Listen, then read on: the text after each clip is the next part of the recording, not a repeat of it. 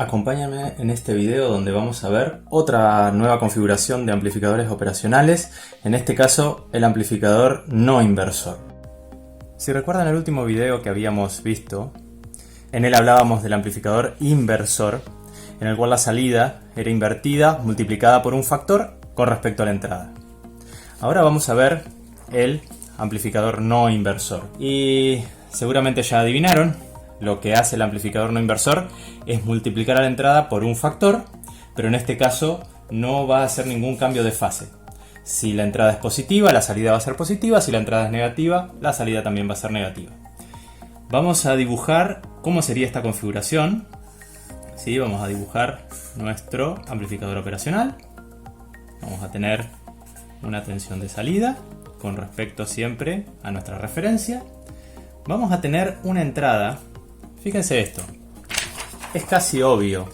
Si la entrada del amplificador inversor viene directamente a la pata inversora de un amplificador operacional, por supuesto que en un amplificador no inversor, la entrada va a venir a la pata no inversora, por supuesto. Esto va a ser nuestra tensión de entrada, siempre con respecto a nuestra referencia. Fíjense que la única diferencia acá es que entra directamente al operacional, ¿sí? Y bueno, vamos a tener que armar nuestra red de realimentación con una resistencia R1 por acá y una resistencia R2 por acá. Como ven, les puse el mismo nombre, ¿sí?, a las dos resistencias que como las habíamos puesto en el amplificador inversor. La que hace de realimentación, esto es el lazo de realimentación, creo que lo habíamos nombrado, entre la salida y la entrada, ¿sí? La vamos a llamar R2, acá también la llamamos R2. La otra resistencia se llama R1, acá también se llama R1. ¿Sí? La diferencia entre uno y otro es en qué pata yo voy a hacer entrar la tensión de entrada. Buenísimo, vamos a ver qué más podemos colocar por aquí. Una corriente I2, una corriente I1, y ya sabemos que la corriente que va a venir por aquí es más o menos 0, ¿sí? Porque estamos conectados a las patas de un amplificador operacional ideal, en el cual asumíamos que su RI, si quieren, esta resistencia interna, ¿sí?, tendía a infinito.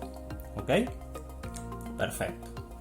Bueno, ahora vamos a hacer un poco de cálculos. Vamos a ver.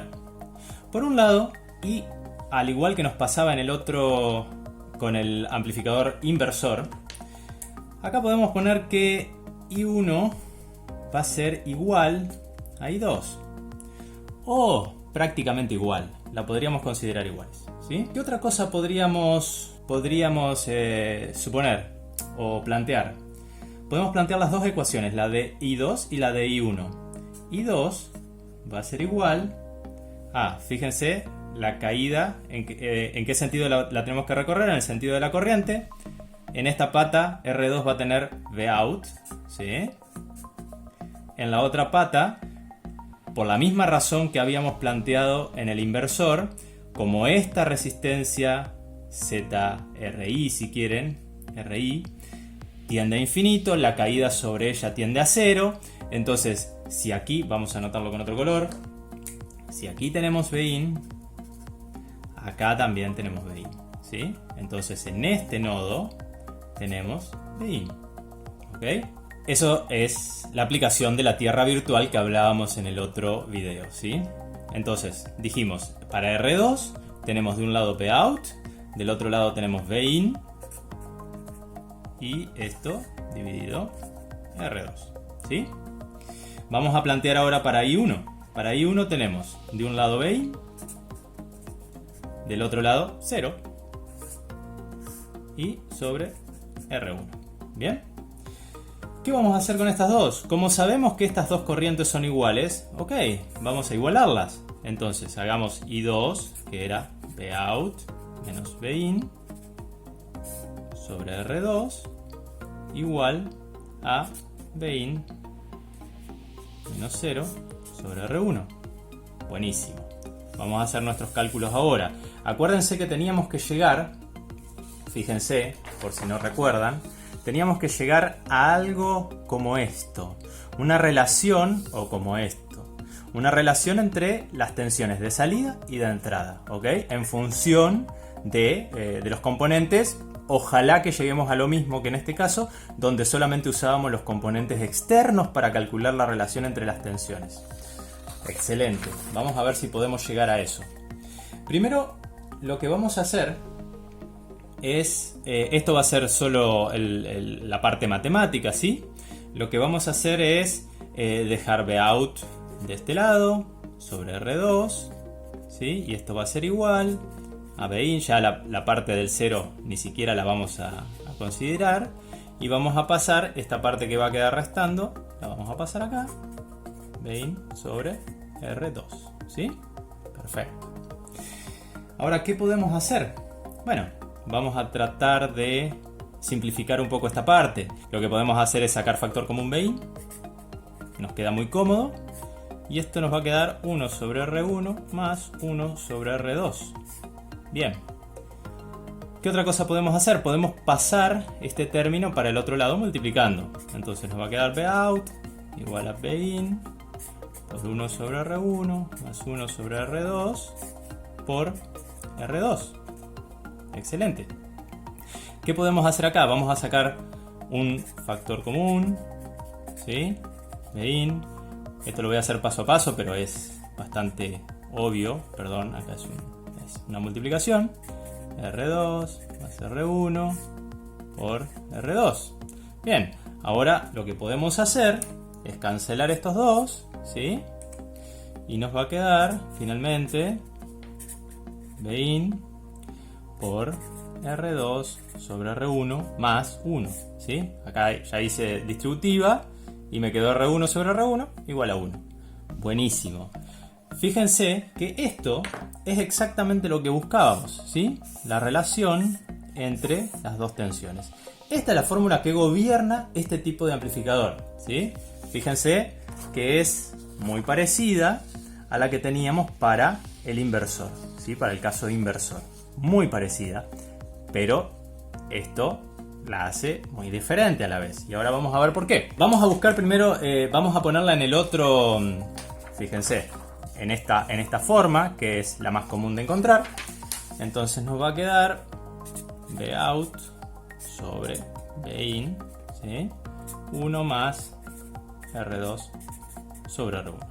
Fíjense que otra vez tenemos una ecuación que nos gobierna este circuito y que solamente depende de los componentes externos, ¿sí? Y una constante que es un 1.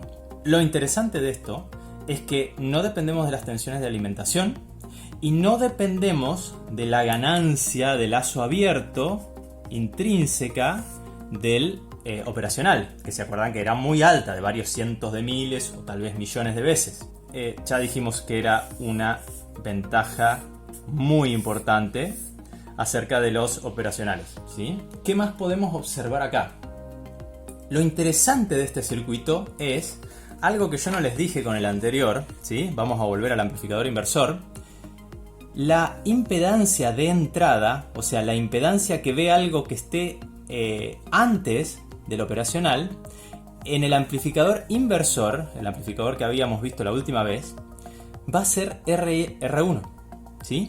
Si esta impedancia es muy baja, yo voy a tener una impedancia de entrada muy baja y voy a estar desaprovechando la propiedad espectacular que tienen los amplificadores operacionales, que es tener una impedancia de entrada muy alta.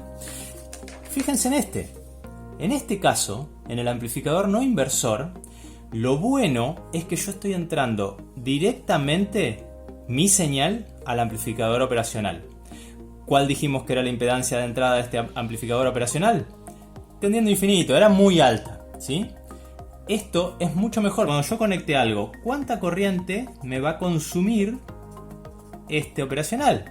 ¿Sí? ¿Cuánto va a ser esta corriente IN?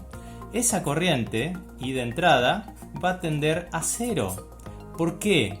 Porque esta resistencia de entrada o impedancia de entrada tiende a infinito en una operacional. En una operacional real. En una operacional ideal es infinito. Ya lo habíamos planteado. Y como esto, un amplificador operacional real lo cumple bastante bien y se acerca bastante bien a lo ideal, vamos a tener que esto se cumple, ¿sí? Nuestra impedancia de entrada va a ser muy alta, así que nuestro operacional, conectado de esta manera, no va a cargar el circuito que esté antes que él. Eso es una ventaja importantísima porque hay muchos sensores que si ustedes les consumen corriente, van a variar la medición que están haciendo, que son muy sensibles a eso. Entonces, esta ventaja es fundamental. Tener un amplificador de este tipo a la entrada cuando el sensor no puede proveer corriente porque variaría, al medirlo estaríamos variando la medición que está haciendo y tendríamos un error producido por nosotros mismos. Este amplificador es, de hecho, el más ventajoso. ¿Cuál es la otra diferencia? Bueno, fíjense en esta ecuación. ¿Qué ven acá? ¿Qué es lo interesante que ven? ¿Cuál es la menor ganancia que pueden lograr para cualquier par de resistencias que ustedes quieran? ¿Cuál es la menor ganancia que pueden lograr? Imagínense que ponemos, no sé, una resistencia R2 de 100 ohm, ¿sí? Por alguna razón, no importa, y R1 de 100k ohm, ¿sí? Cuando ustedes dividan estas dos para llegar a esto, este término les va a dar 0,001. ¿Está bien? Entonces, ¿a qué va a atender esta relación? ¿A qué va a atender? A 1 más algo muy chiquitito, ¿sí? O sea que va a ser prácticamente 1. Ese es el límite. Ustedes no van a poder bajar eso. Imagínense poner un ohm y una de 100.000 ohms abajo. Bueno, van a tener un número más chiquitito todavía. Pero nunca, este operacional, nunca va a ser un atenuador. Siempre va a tener ganancias mayor a 1. ¿Qué quiere decir que la ganancia sea igual a 1? Bueno, fácil. Que si yo entro 1 volt en la entrada, voy a tener 1 volt a la salida. Si yo entro 2, voy a tener 2. Si entro 3, voy a tener 3. Y si entro menos 1, voy a tener menos 1. ¿Está bien? O sea que la salida va a ser el mismo valor que la entrada, ¿sí? Multiplicada por 1. ¿Está bien? Eso sería todo para esta configuración. Recuerden, porque esto es importantísimo, el detalle de la impedancia de entrada de esta configuración, lo que lo hace muy interesante para aplicaciones sensibles y que no puedan ustedes cargar. Por ejemplo, imagínense una variable biológica, un humano al que ustedes le quieren medir la corriente eléctrica en el cuero cabelludo, como se hace en muchos estudios, o la corriente eléctrica generada por el cuerpo para mover un músculo, ¿sí? Esos sensores, los sensores que son básicamente un par de cables que se aplican sobre la piel, van a algo estilo un operacional. En realidad, cuando hablamos de medicina, hay que tener en cuenta que el aparato médico tiene que estar absolutamente aislado de la persona. No puede haber nada que conduzca electricidad que conecte al paciente directamente. Entonces, por supuesto que antes hay una etapa de aislación, pero la etapa de aislación tiene una impedancia extremadamente alta, entonces nosotros no nos consumimos esa corriente que el cuerpo está generando, ¿sí? Nosotros no podemos cargar esa fuente de tensión porque la anularíamos directamente y no podríamos medir esa señal biológica. Recuerden esa ventaja, ténganla en mente para cuando necesiten medir algún sensor muy sensible, ¿sí? Valga la redundancia, y muy sensible en este aspecto, digamos, que no pueda brindarnos una corriente de salida porque variaríamos nosotros la medida. Y recuerden que se usa el no inversor.